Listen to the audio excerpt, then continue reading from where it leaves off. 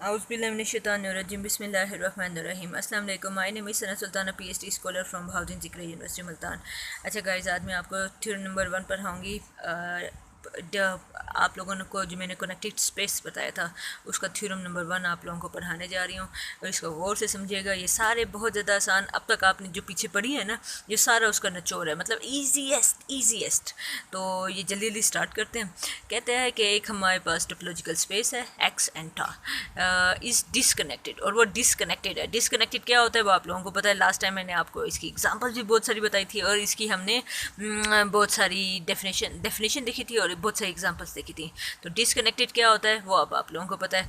If and only if x contain a non empty set A which is both open and closed.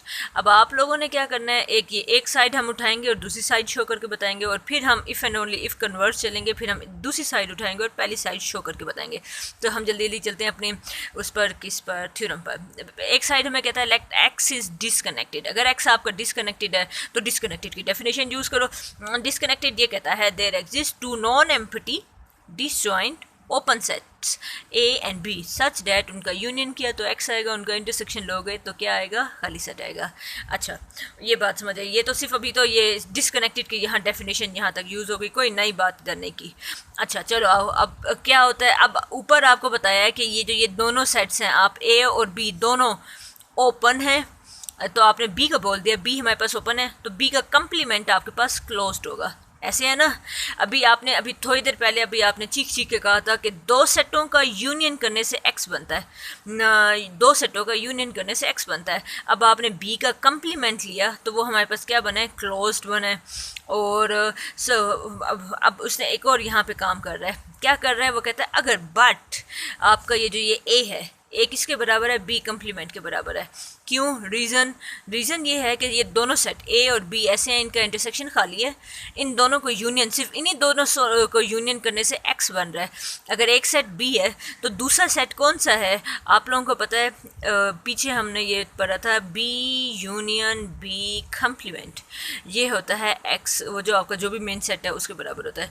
अब आप ए union B कर रहे हो, answer x आ रहा है, इसका मतलब है ये जो ए है ये बी का कंप्लीमेंट है, या दूसरे अल्फाज में आप ऐसे भी कह सकते हो ये जो बी है ए का कंप्लीमेंट है।